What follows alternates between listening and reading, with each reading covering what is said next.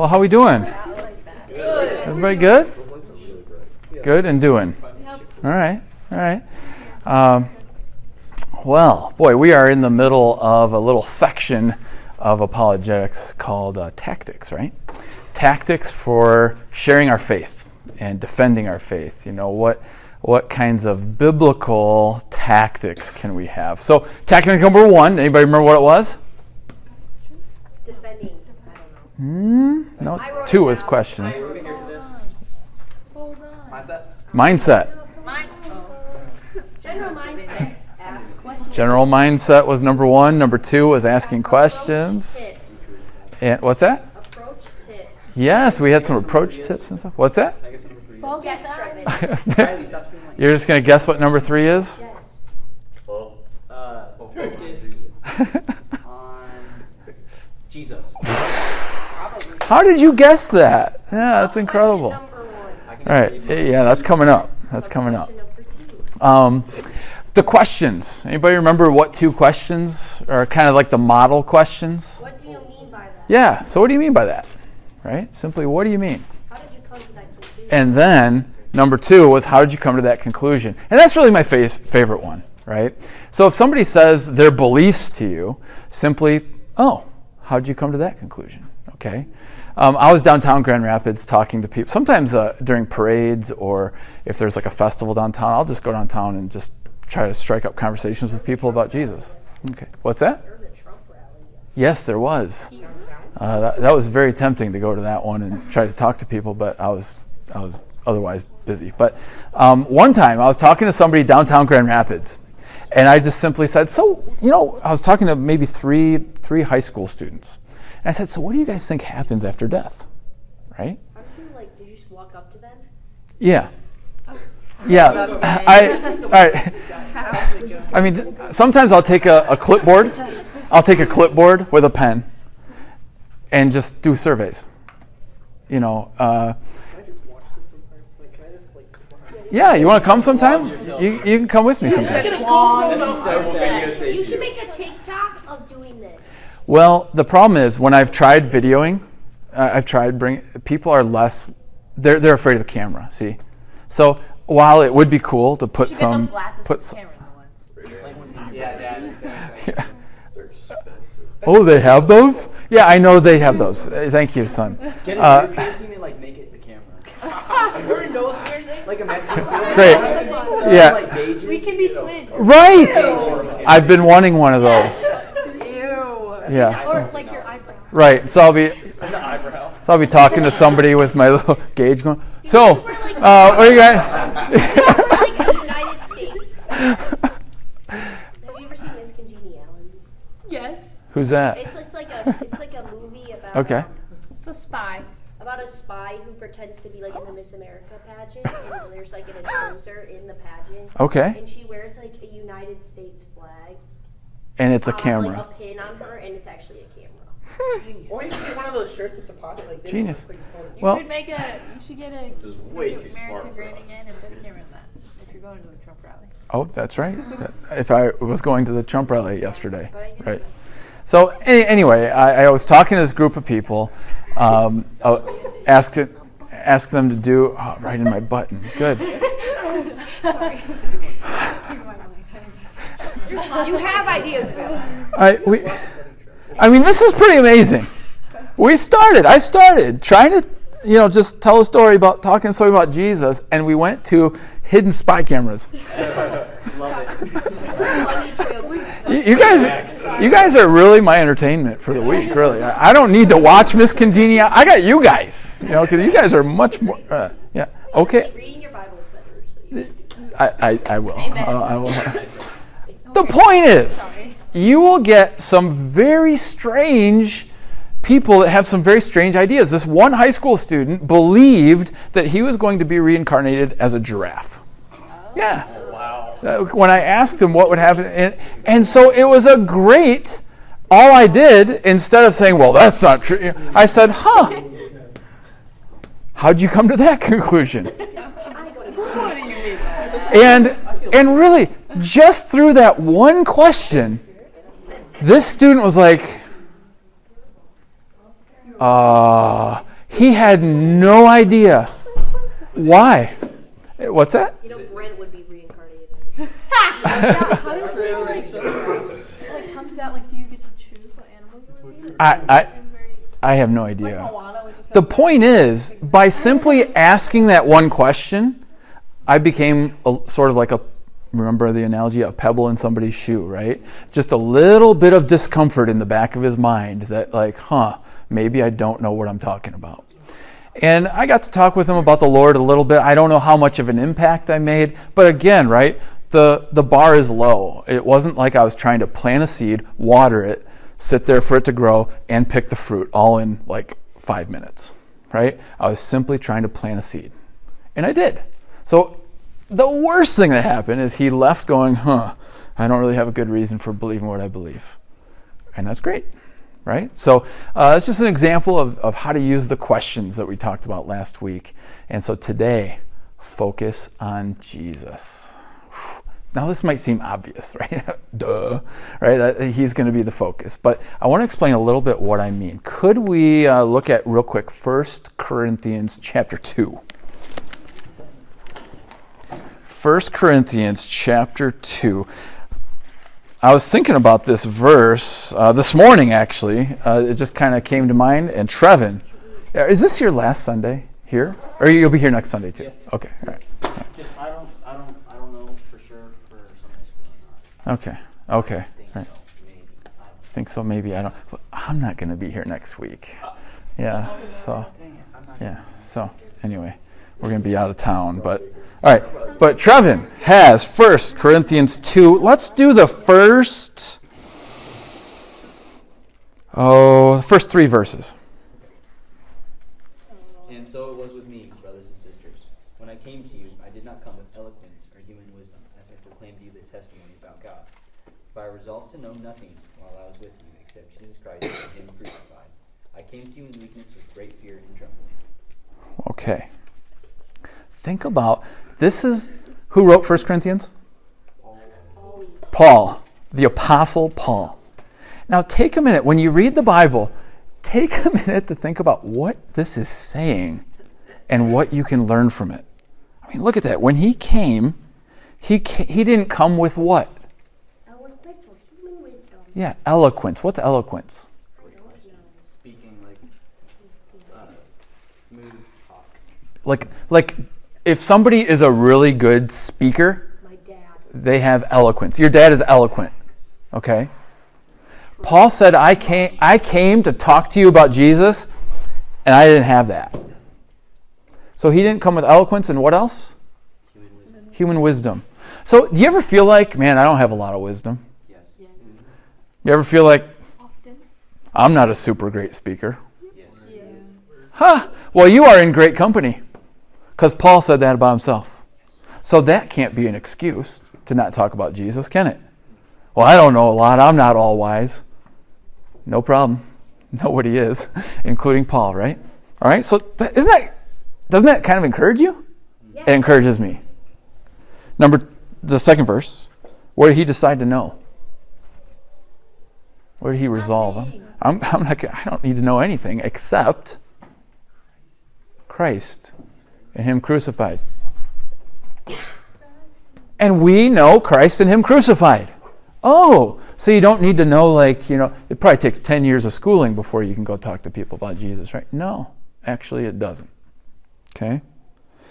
And what about verse 3? Was he was probably real comfortable, right? As he went talking to people about Jesus? Paul seemed really comfortable, probably, huh? No. Oh, no. He was weakness, fear, trembling.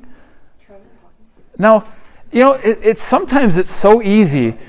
Isn't it easy? Does that fit with your idea of what Paul was like? No. Weak, fear, trembling, not very super eloquent and wise in speech. But that's how he described himself, okay? And it's probably, even as I talk about, as I mentioned, talking to people in Grand Rapids, trying to strike up conversations, it might seem, oh, well, that's you. You're just really good at that stuff. Nuh-uh. Every time it's like, oh, okay. I see a group, I'm like, I'm going to go approach them. You just think that just comes naturally to me? I just love to walk up to random people I've never seen before. Like, hi! No, it's not easy, right? Weakness, fear, trembling. And again, I've mentioned this before, like I go home and I got to change my shirt because I like sweat with nervousness. Nervousness? Yeah, I think that's a word. Okay, it is now, right?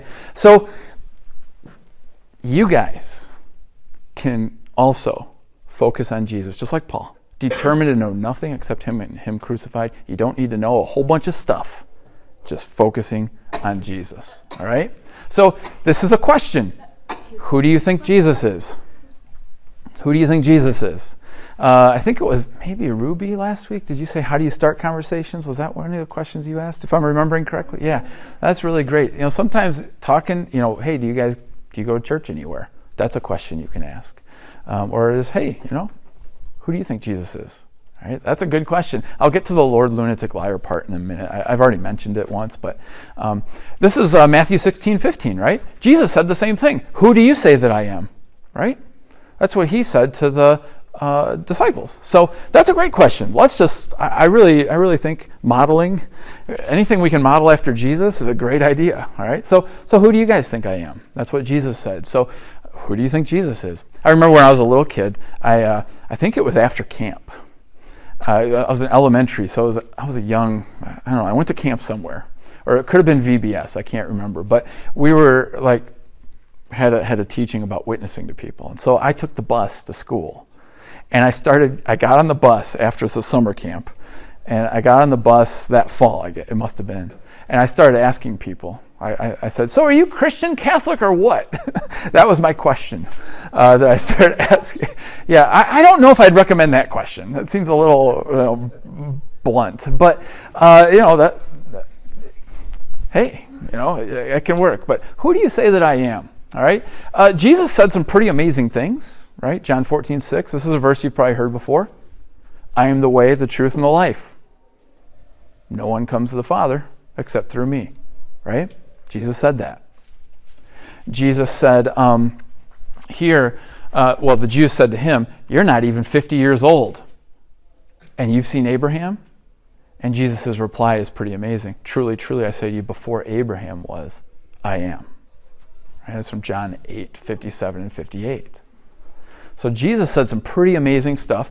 One other thing he said in John 13:13, he said, you call me teacher and Lord, and you are right, for so I am.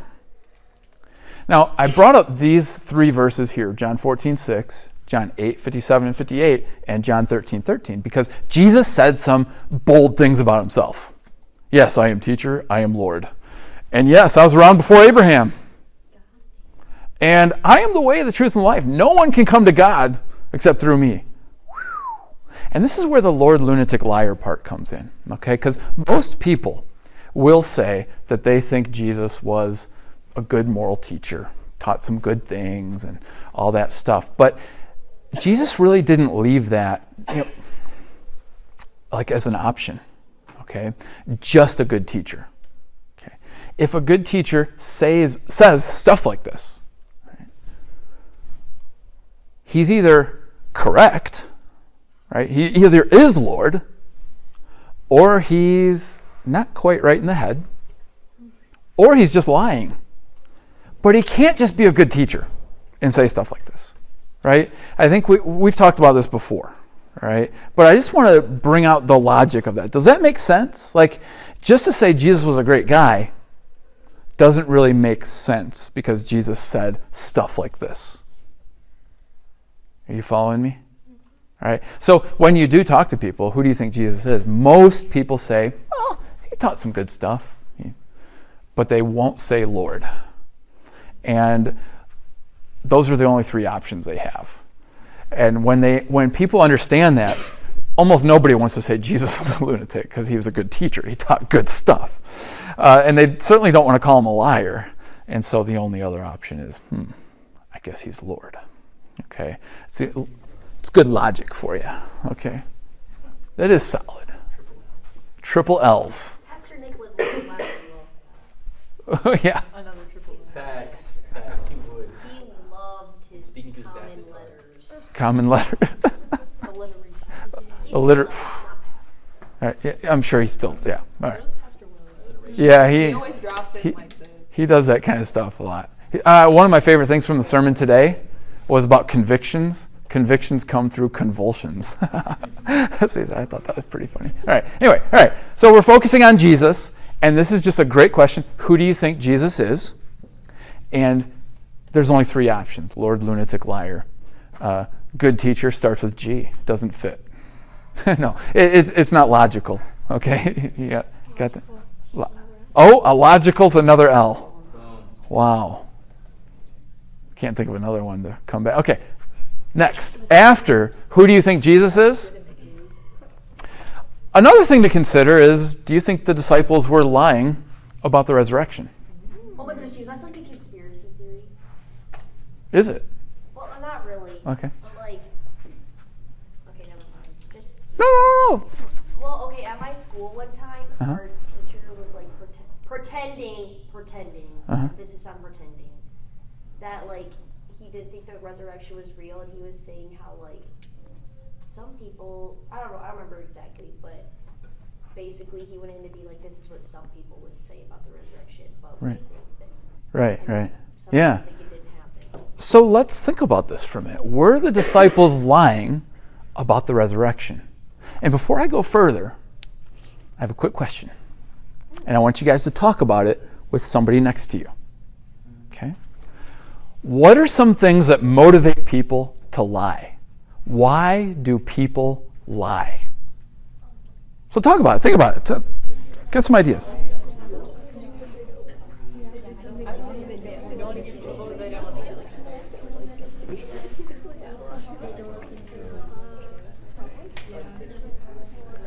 They don't want to face the consequences.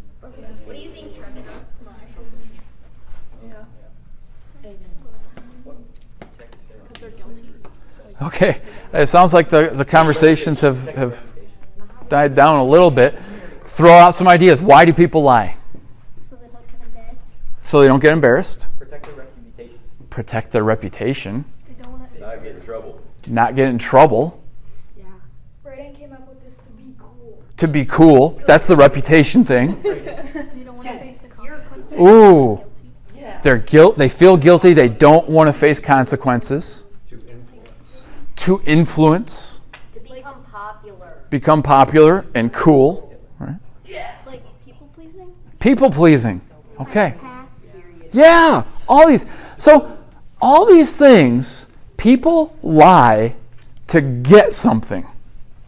Whether it's reputation, whether it's relief from guilt, whether it's popularity or influencing others, something like that. They're always trying to get. Some people lie to get money. Why Yeah. is so sad? It is sad.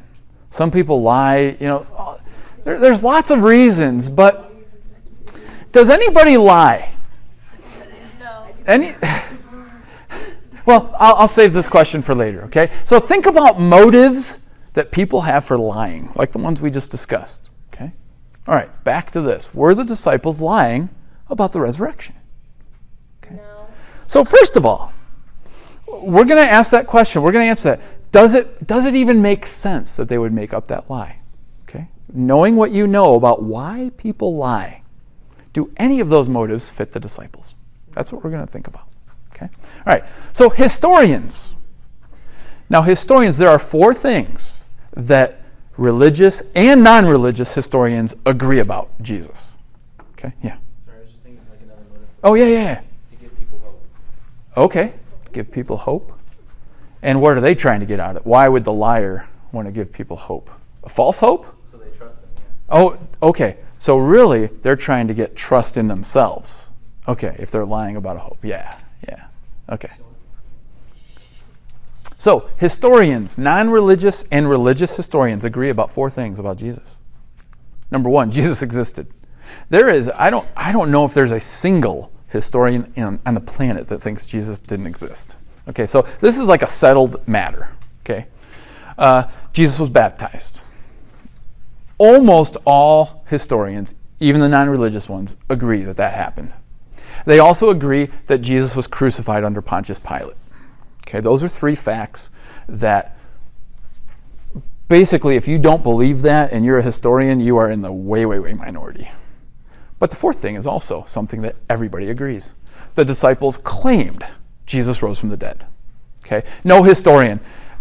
So, do you believe the disciples claimed Jesus rose from the dead? No historian would say no, because it's obvious they claimed that. They wrote this thing called Matthew and Mark and Luke and John. There's a lot of claims from the disciples that Jesus rose from the dead. So these four things are not disputed. The only thing is, would the disciples have lied? Okay. What would be the motive for the disciples if they lied? What motive would they have? To make Jesus look good. To make Jesus look good? Like everyone was so broken. Like everyone was so broken down after Jesus died. Yeah. So maybe that might have been a good reason for them to lie. Mm-hmm. To be for them to get their hopes up. Oh, Uh-huh. Jesus hasn't died. Yes, Okay, he's yeah. alive." Now think about that as they're thinking about making that lie. They're all Jews, right? All the disciples are Jews. And if they go with the resurrection story, they're going to get kicked out of everything Jewish. They went to synagogue. They didn't go to church. But it would be like getting kicked out of synagogue, getting kicked out of their social circles. Everybody around them, the crowd just shouted to crucify Jesus, and they're going to say, let's make up a story that he rose from the dead. That'll help us out, right? That'll make our lives easier. No. That'll make us feel better. We'll be real popular. Everyone will think we're cool if we come up with this story. They wouldn't. Okay? Because they started telling everybody that Jesus rose from the dead. Now, what did that bring them? Hardship. What's that? Hardship. Hardship. They got run out of town. They had to flee for their lives.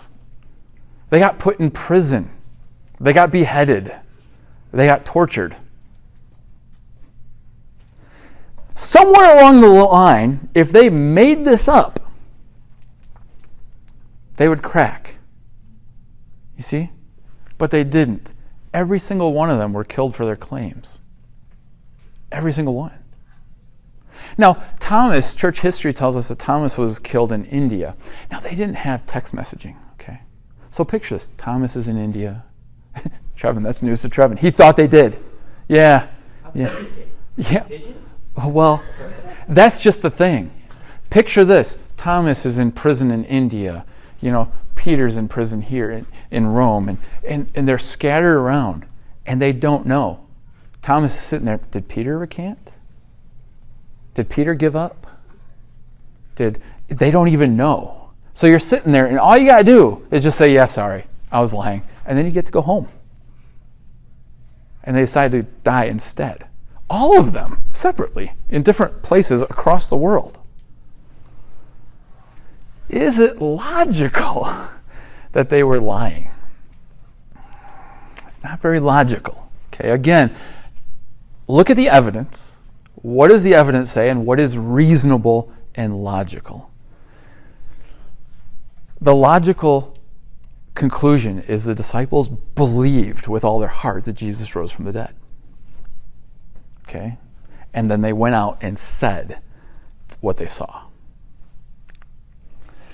Motives for lying. Well, it doesn't seem like they had a good one if they were lying. So they're really lacking in the motive department. So again, what is the most reasonable inference is that they were sincere. Their claims, they're really, really, really saying what they saw. And then we just have to say, all right, if historians agree with all this, it's pretty likely, very likely, that they're telling the truth. I don't know of anybody, especially 12 people, 12 for 12, who would all die for a lie. All right.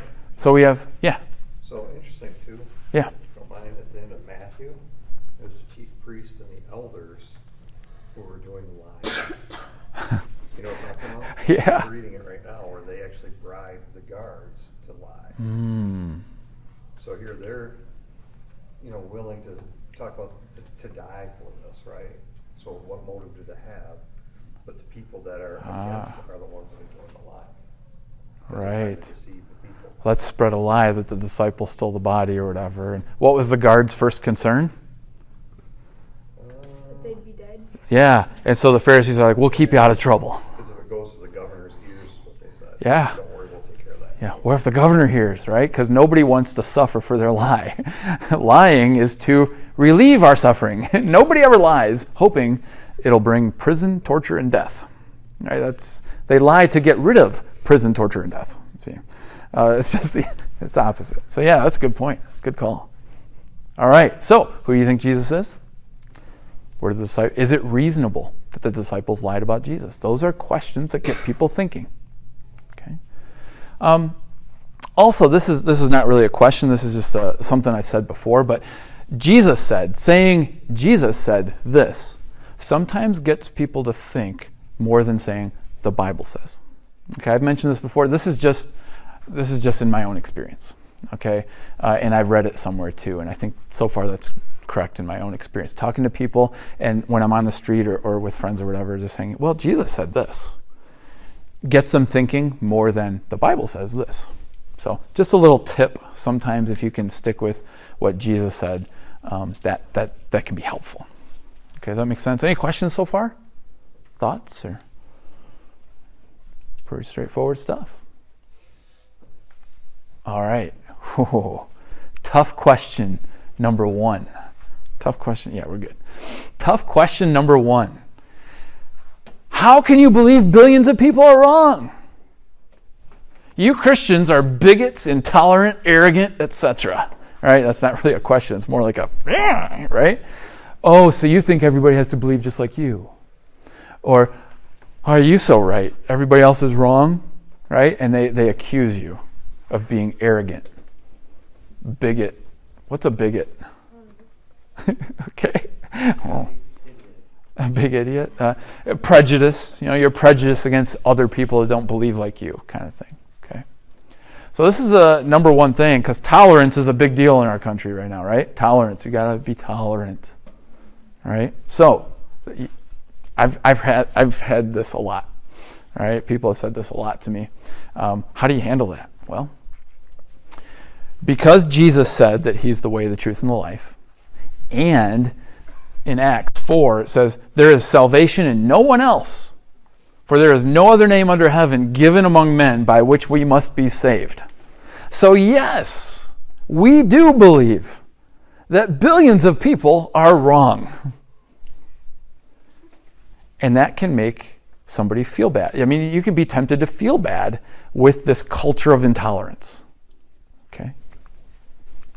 Well, number 1, the my truth, your truth versus the truth. Okay? You guys have heard about this, right? My truth, that's my truth, that's your truth. Have you ever heard somebody talk that way? Yeah. This is my truth, this is your truth. What about the truth? Okay? We need to really think carefully about this, because my truth and your truth cannot always be different, but sometimes they can. Let me give you an example. Objective versus subjective. Objective versus subjective. Now, warning, I should put a warning sign. You do have to put your thinking cap on right now. Okay? There's just no other way around it.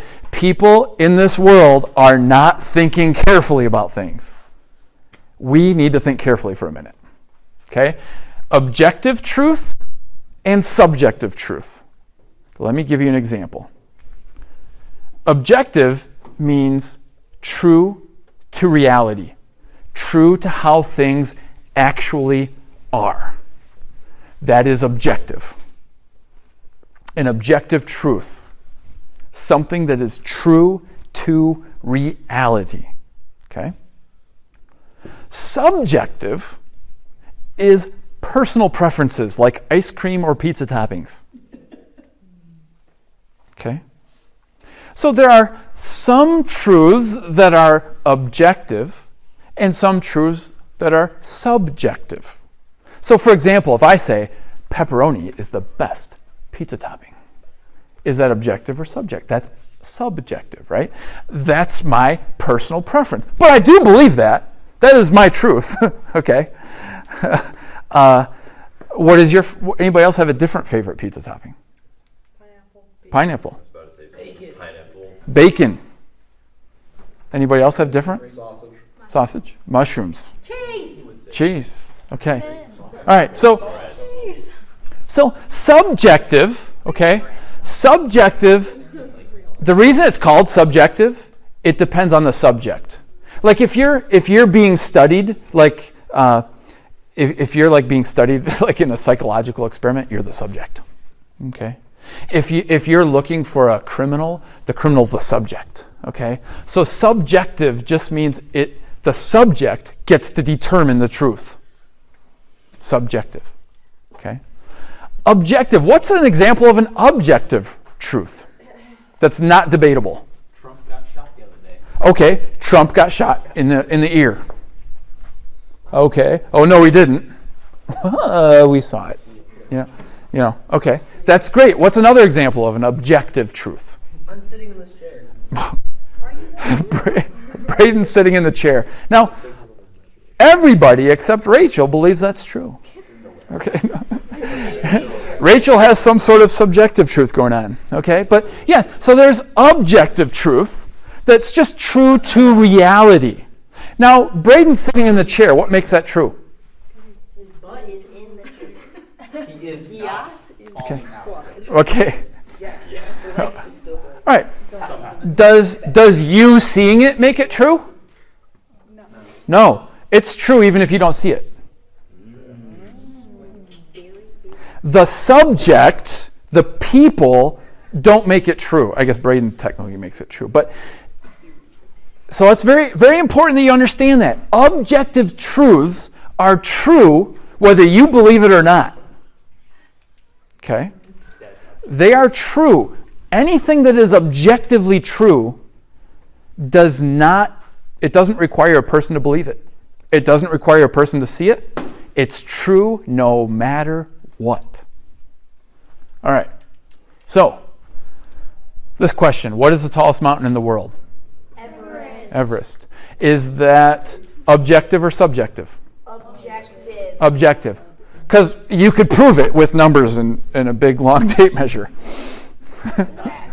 Okay? Yeah. What's that? Hold this right here, I'm gonna climb. Yeah. Just you hold this end. Yeah. Okay. How about this one? What's the best place to go on vacation? Subjective. It's subjective, right? Disney World. This depends on the subject. Every person will have a different opinion. That's fine. What about this one? Who's the best three-point shooter of all time? Okay, that's objective. That's her. That is objective truth. Up to subjective. Okay. Sometimes, right? Sometimes the line gets blurrier, doesn't it? But most people would probably say Steph Curry. But if I phrased it a different way, who has made more NBA three-pointers than anyone else? Steph Curry. Boom. No contest. Because the numbers don't lie. Okay? Because there's numbers there. When you say percentage or number. Yeah. But when you say just the best, you have all kinds of variables like, well, he played during this era. Right. Less three-point shooting. Right. Like here, you have all these different things. So there's Right. So, now listen to this, guys. So this one is a little more gray, right? Because there is, right, different eras. The Lions are going to the Super Bowl this year. Now that's more like a prophecy. We'll see if it's a true or false one, okay? False hopes, okay. Yeah, that's the lie to bring hope. Okay. All right. All right.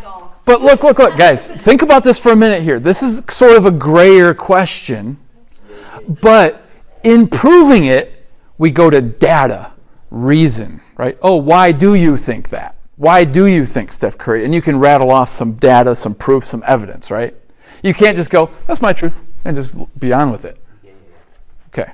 Any more examples? I don't think so. Sorry. I know. All the big truth I want you to take away from that, Christianity is not like pizza toppings. All right? Or ice cream. Okay? Christianity is going to go in, because we are saying that Christianity is true to reality. It's true to how things actually are. Just like Mount Everest is actually the tallest mountain on planet Earth. Okay? This is what Christianity says. We are saying it is true to how stuff actually is. It's not just our opinion about how we want it to be. All right? And then you can use your questions. Let me give you an example. Can you clarify for me? So if somebody says, so you're saying that billions of people are wrong? You can simply say, oh, are you saying I'm wrong? Got him. Yes. Do you see? The person who says this is saying they don't like you and you're wrong. All while saying that you shouldn't be saying other people are wrong. Isn't that weird? You catching that? So anybody who said, are you following that here? So even this question, oh, I can't believe you're thinking people are wrong. You can simply say, oh, do you mean I'm wrong? Oops. Right? What if they just walk away? They might just walk away. And, You're a pebble. right. The pebble of their shoe. I have had people throw pebbles at me. But anyway, that's another story. Yes. All right. How about this? You can say, yeah, that was when I was in college though. So do you mean that we should think that everyone's beliefs are true to reality? Okay. This is a great question to ask people. So do you mean we should think that everybody's beliefs are true to reality? Or how about this? Buddhists believe in reincarnation.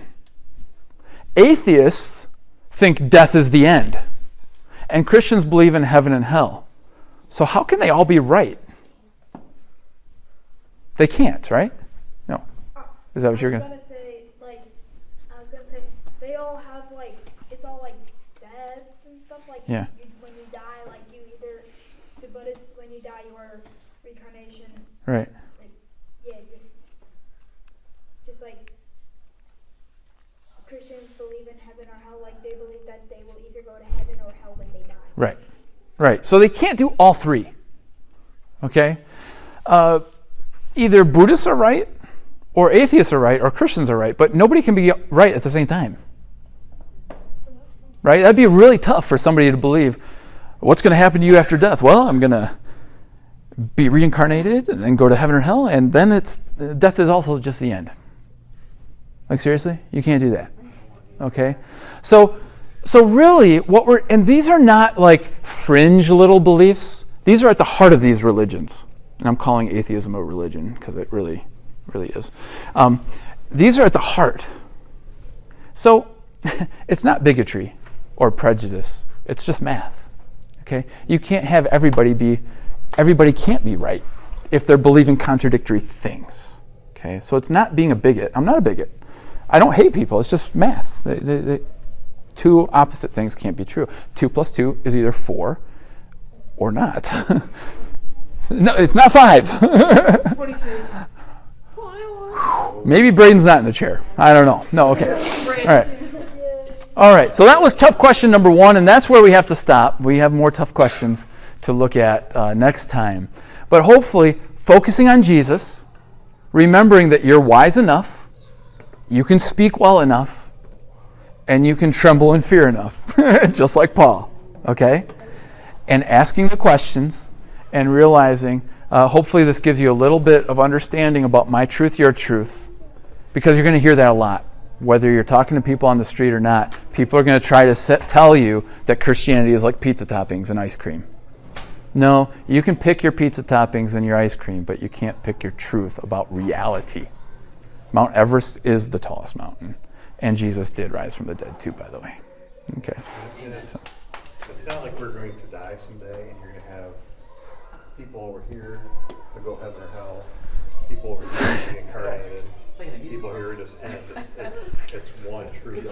Right. It's one truth, Right. And that's important for you guys to remember. Belief doesn't determine reality. Just like Braden sitting in the chair.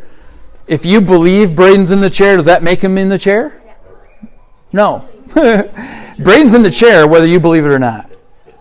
And Christianity is true whether you believe it or not. It's not like there's a vote. It's math. It's more like math. Okay? Any other thoughts? Questions? Okay. All right. Well, Trevin. No, I'm just saying. I love that guy, so I hope I'll be praying for you when you go. All right.